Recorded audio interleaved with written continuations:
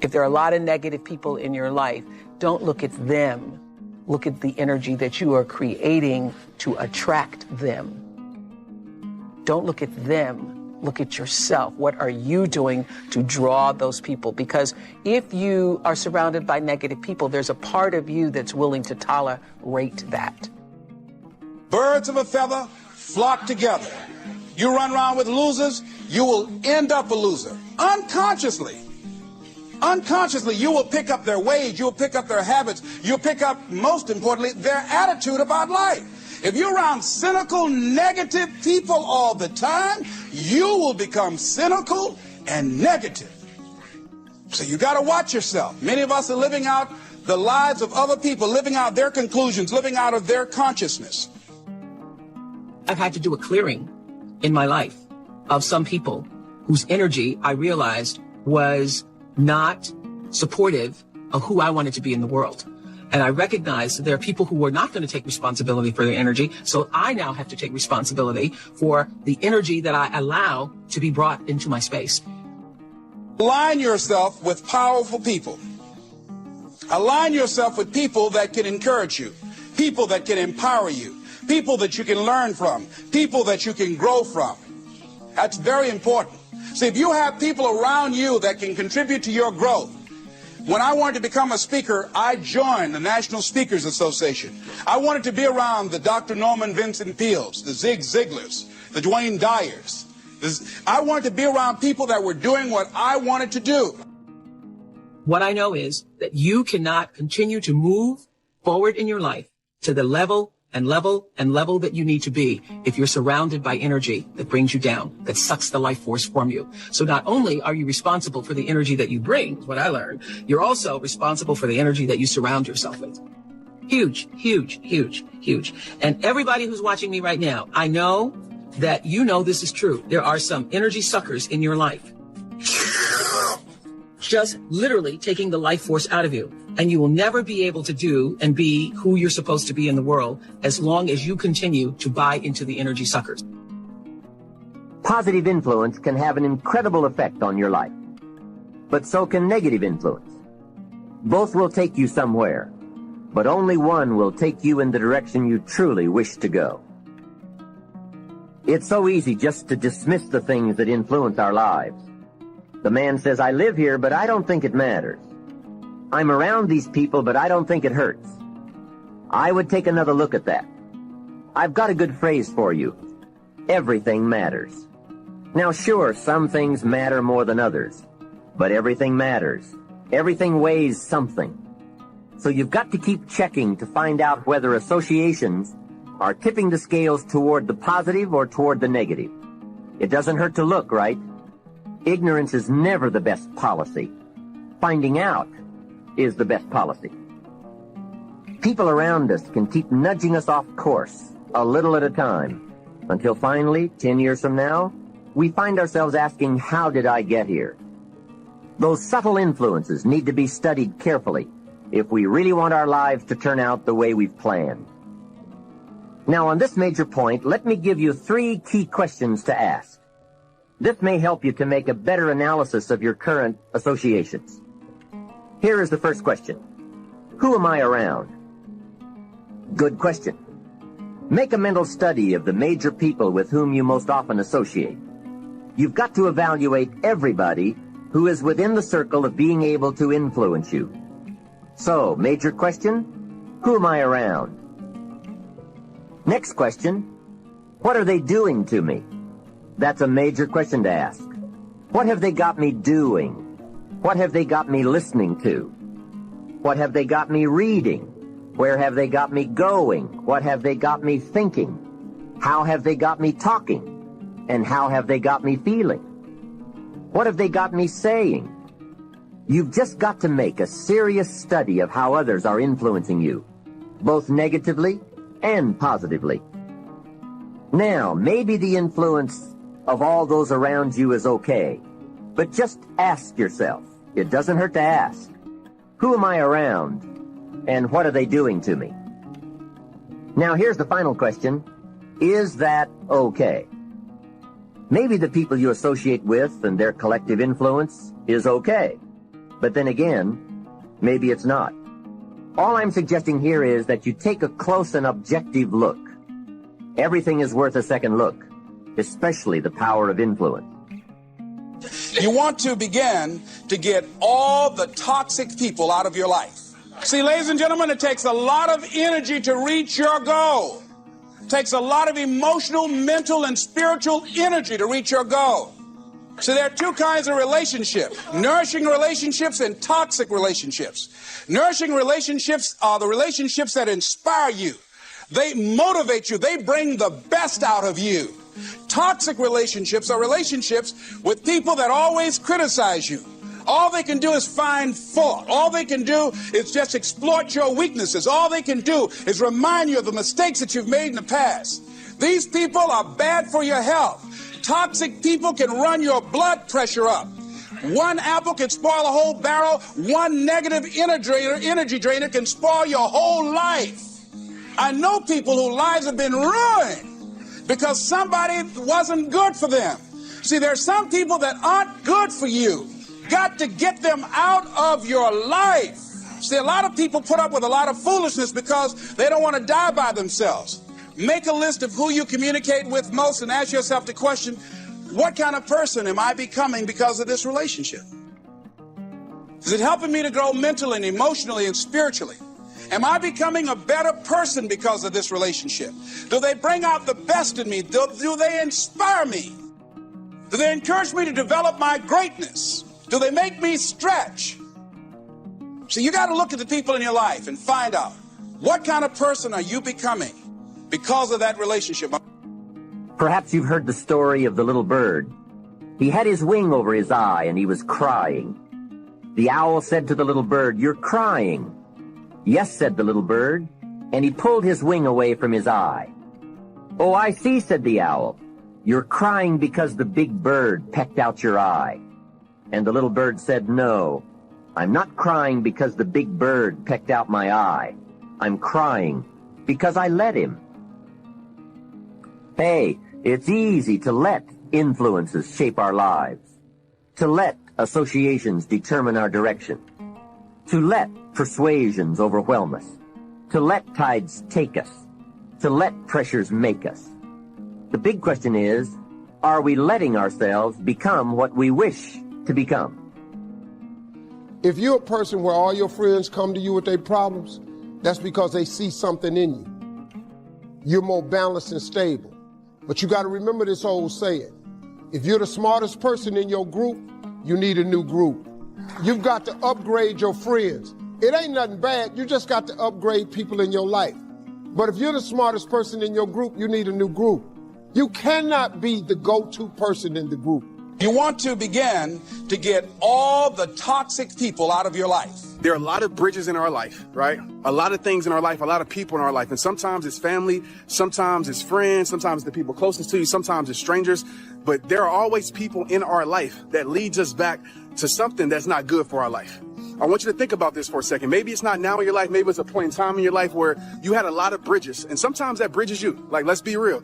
But you had a lot of bridges in your life. Bridges mean connections and relationships that are leading you to a lesser you. So I want you to think about this right now. I want you to think about people in your life that aren't bringing to your life. And I don't mean they have to bring something incredible. But sometimes we have people in our life that bring nothing but drama, nothing but gossip, nothing but rumors, nothing but low self-esteem, nothing but low integrity, nothing but negativity, all these things. And we choose to keep these bridges up in our life. And I want to just tell you this. It's just facts. And you got to know this. The longer you keep bridges in your life that need to be burned, the more you prevent your life from building the bridges that need to be built. Some of us on here, listen, you were created incredible, but some of us on here have believed the lies. We believe the lies that people have told us. We believe the lies how people treat us. We believe the lies what this world has given us, and we live a lie our whole entire life. Most of us on here, if you're in this place, you are not living the life that God gave for you. You're living the life that other people created for you. You're living the life that pain created for you. You're living the life that negativity created for you. You're living the life that all these things have created for you. Now, when you look at yourself, you don't even recognize who you are because you kept so many bridges in your life. And I get it. Trent, it's so hard hard. Trent, you don't understand. Trent, I've been around these people so long or had this job so long. Let me tell you something. Don't let the history keep you in the misery. Don't let the length of the friendship keep you in the friendship. That's terrible for your life. Like, it comes to a point. I'm not always talking about, oh, get rid of people. But I know when you keep toxic things in your life, you're going to feel toxic. If you decide you want to be rich, all you got to do is start. Why not? Who gonna stop you? Unless you tell it to the wrong person. Mama, listen to me. I'm going to be rich. Ain't anybody rich in this family. Go in there and sit down somewhere. Get yourself a good job. Oh, mama, you must be right. No, mama could be wrong. Because what you have in your imagination, God didn't show it to your mama. I'm sorry. He showed it to you. Listen to me. If y'all don't do nothing else, write everything you imagine down. Write it all down. Pray about it and watch what happens. Energy drainers, get them out of your life. See, ladies and gentlemen, it takes a lot of energy to reach your goal. It takes a lot of emotional, mental, and spiritual energy to reach your goal. And you can run faster with 100 who want to go than with one around your neck. I want to talk to you today about connecting with the right people. Your destiny is too big to get there on your own. God has already arranged certain people to speak faith into you. He's placed in your path people to inspire you, to challenge you, to help you grow and accomplish your dreams. But the reason some people never reach their highest potential is because they never get away from the wrong people. Everyone cannot go where God is taking you.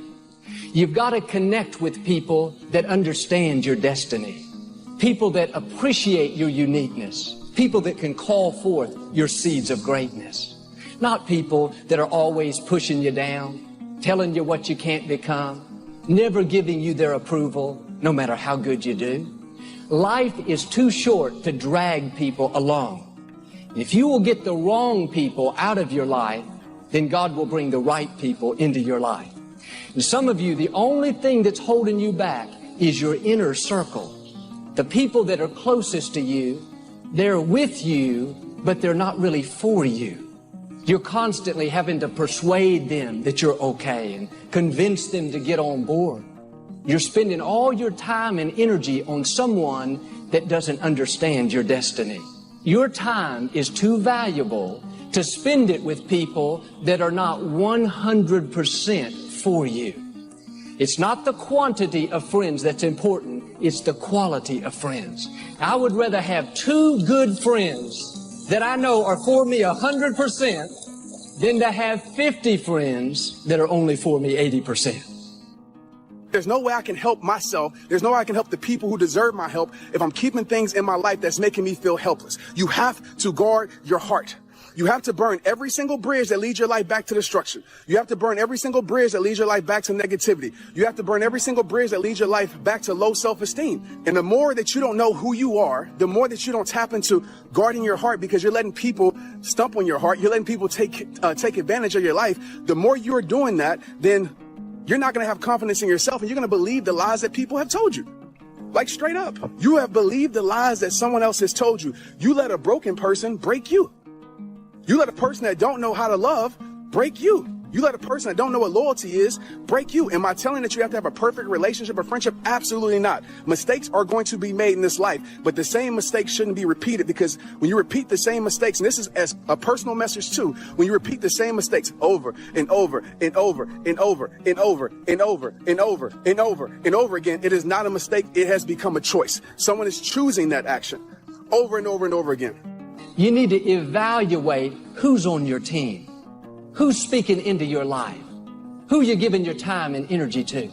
In other words, who you eating lunch with every day at the office, who you're talking to on the phone so much. Are they building you up or tearing you down?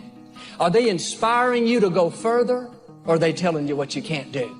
No, don't spend your time with people that don't make you better. Some of you don't realize how much that one negative influence is holding you back.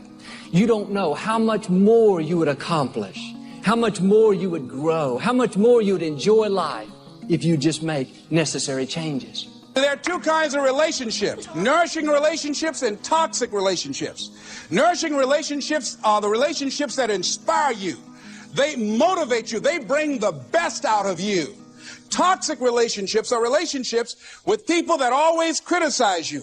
All they can do is find fault. All they can do is just exploit your weaknesses. All they can do is remind you of the mistakes that you've made in the past. These people are bad for your health. Toxic people can run your blood pressure up. One apple can spoil a whole barrel. One negative energy drainer can spoil your whole life. I know people whose lives have been ruined because somebody wasn't good for them. See, there's some people that aren't good for you. They aren't good for you. You've got to get them out of your life. Everybody cannot be a loser. Some people have to be successful. So in my reality, I'm successful. So I hate when they use that, oh, let's be realistic. You never did this before. You never did that. Blah, blah, blah. Come on. They can't see from themselves, so there's no way they can see it for you. Think about that, guys. If these people never been successful, how can you really expect them to support you and want you, to get to that next level and be successful? They never saw it for themselves. They never had it. So just keep that in mind when talking to friends and family. You need to make sure the people in your inner circle believe in who you are. They celebrate your gifts, and they're pushing you further, not holding you back. And some of you today, if you don't very kindly and politely show someone the door, they're going to keep you from becoming all God's created you to be. Well, you said, Joel, what if I hurt their feelings? What if they keep you from your destiny? What if they keep you from accomplishing your dreams and making a difference in our generation?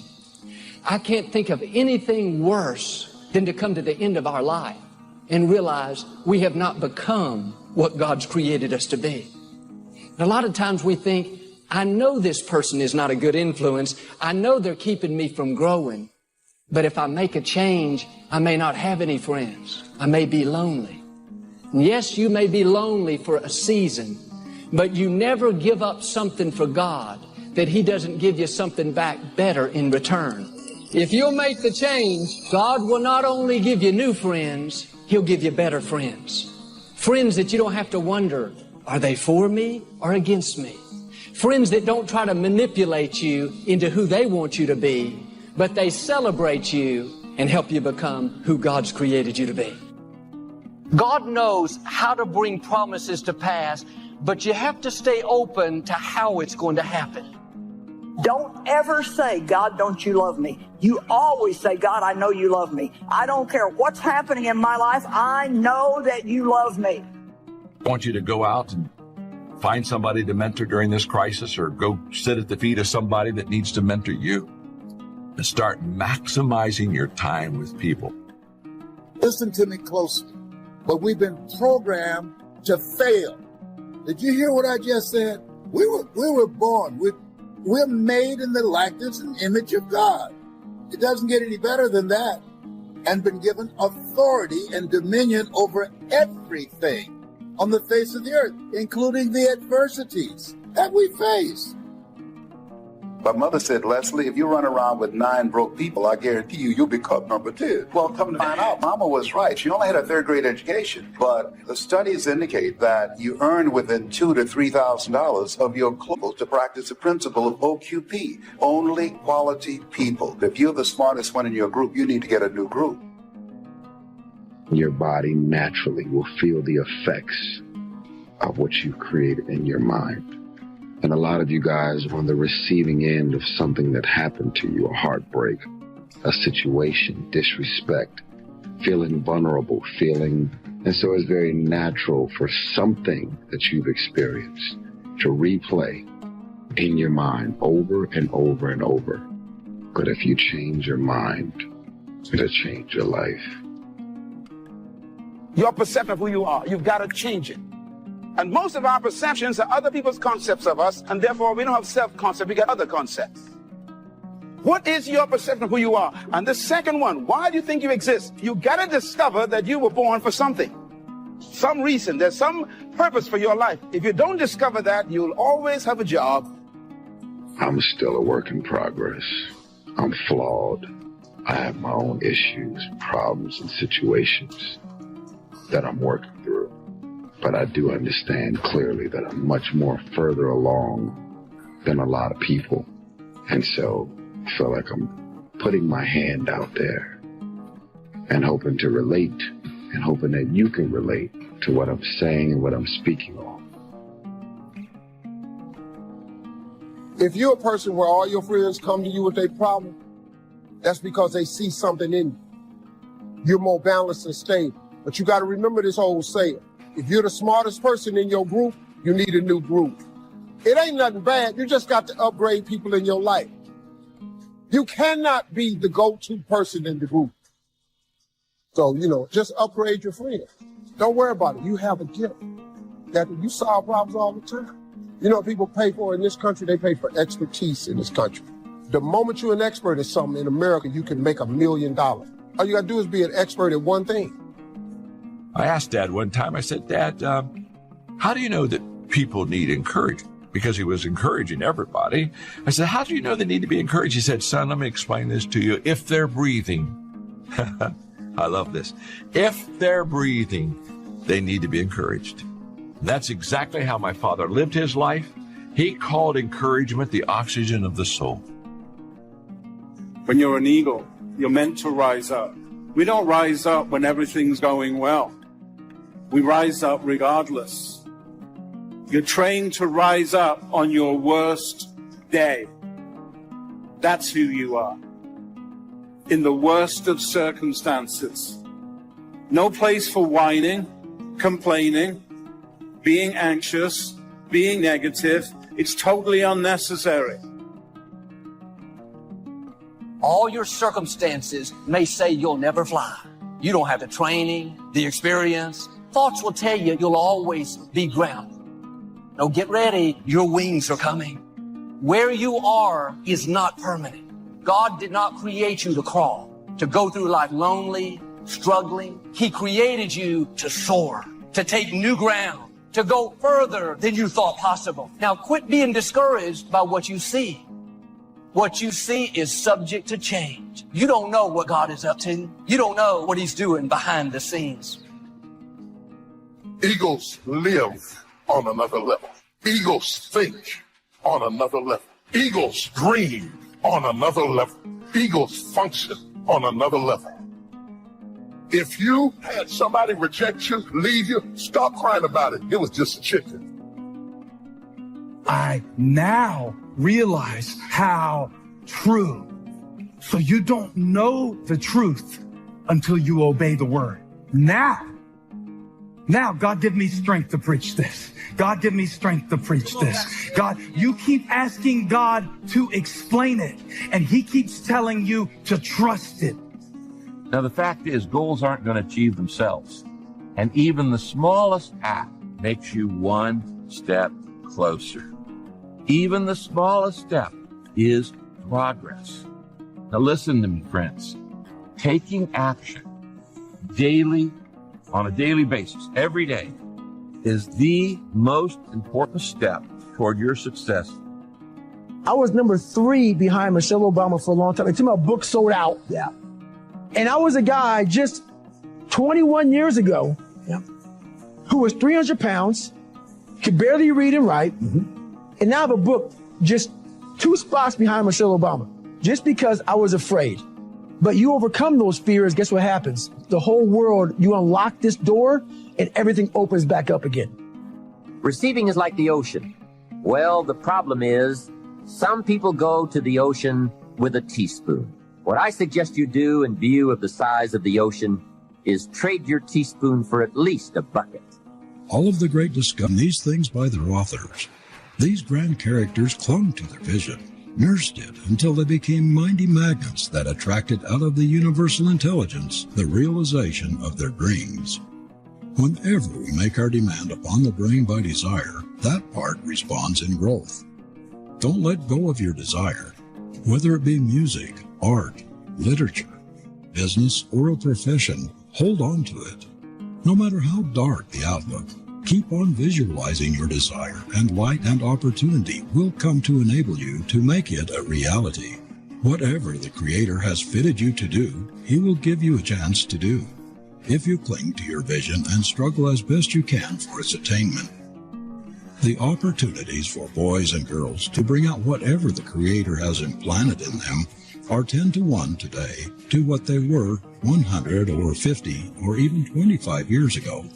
The great danger in our time is not lack of chance or opportunity, but of losing our vision, of letting our ambition die. Most of us, instead of treating our desires, seriously trifle with them as though they were only to be played with, as though they could never be realities. We do not believe in their divinity. We regard our heart longings, our soul yearnings, as fanciful vagaries, romances of the imagination. Yet we know that every invention, every discovery or achievement that has blessed the world began in a desire. Release control of how it's going to happen. God is about to do unusual things, out of the ordinary, unprecedented. You're not falling behind. You're about to receive a phone call, a good break, a promotion. Your health suddenly turns around. If your life and your surroundings is a nightmare while you're awake, those same nightmares are going to continue into your sleep, because the mind doesn't turn off because you close your eyes to go to sleep and rest. You can think yourself into a depression. Keep thinking and replaying and thinking and replaying, playing the same over and over and over in your mind. Too often we say, oh, I'll be happy when I just get that promotion. I'll be happy when I just land that contract. I'll be happy when I just have more money. I'll be happy when I just what? You won't be any happier when you reach your goals than you are right now. It just doesn't work that way. Abraham Lincoln said it best. He said, you'll be as happy as you make up your mind to be. Right now, whether you're on your way, whether you've already gotten there, you'll be as happy as you make up your mind to be now. Right now. Being happy on the way doesn't mean you can't aim for great things. After all, look at everything Franklin accomplished in his lifetime. It means that big achievements come one small advantage at a time. It means that you've got to enjoy the journey. It means that you must enjoy and take pride in your little accomplishments. It means enjoying who you are becoming in pursuit of your eager desire every day. Every single day. If you're a believer, it's life.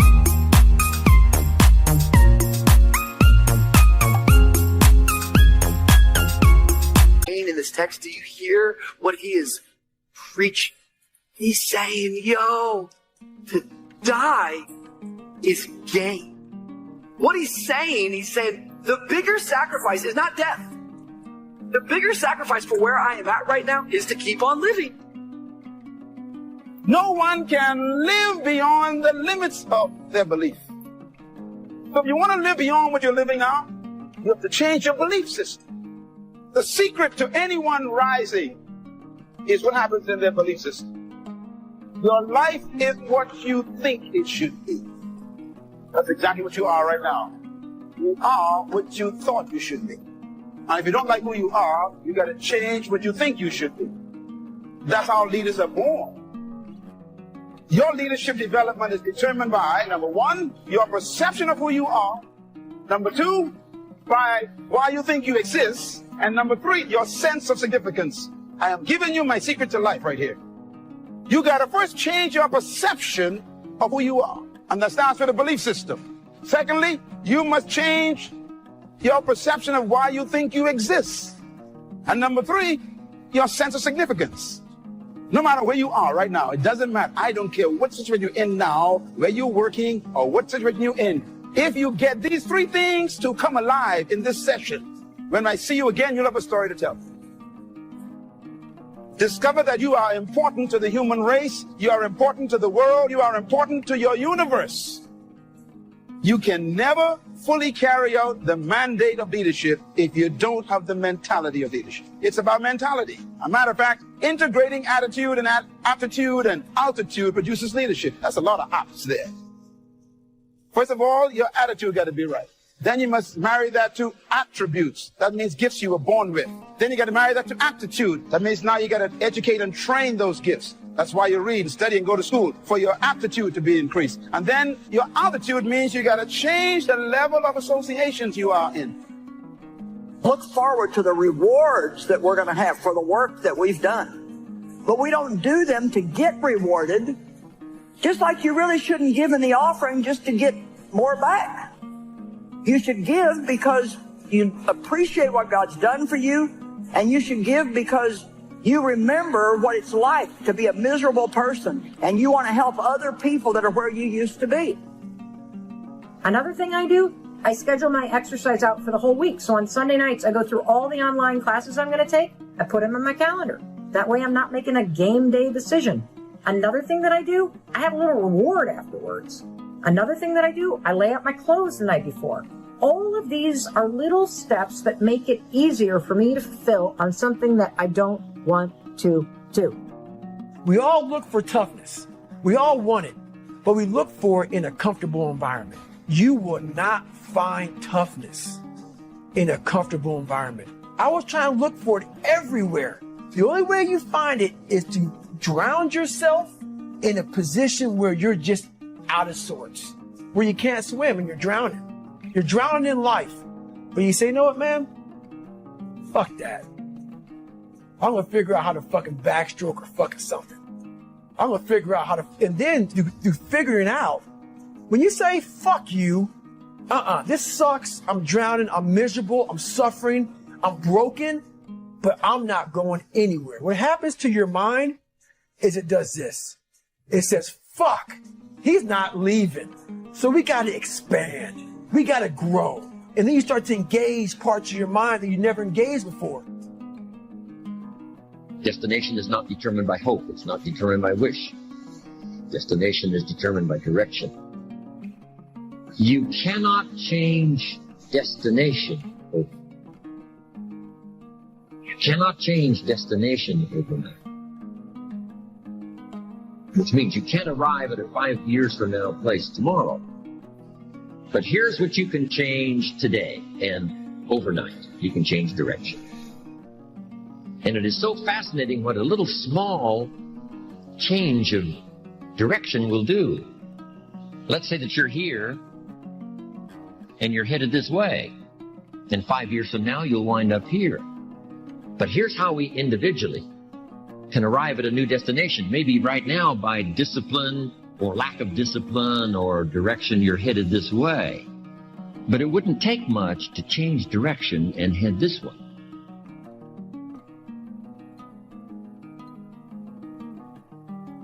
When we do things for the right reason, man, God comes through with blessings that are just absolutely almost unbelievable. Why don't you have any faith? But they arrived on the other side because what God says will happen with or without you.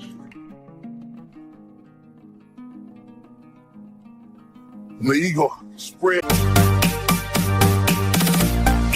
was built to soar, to fly. It was built to withstand storms, so that when the storm comes and other birds run for shelter, the eagle runs into the storm and uses the storm to lift it up so that it can fly above the storm. You know you're an eagle when you ran into a storm that you thought was going to kill you, and instead of it killing you, it lifted you higher than you've ever been lifted before. It's a sure sign you're an eagle. Can you hear me tonight?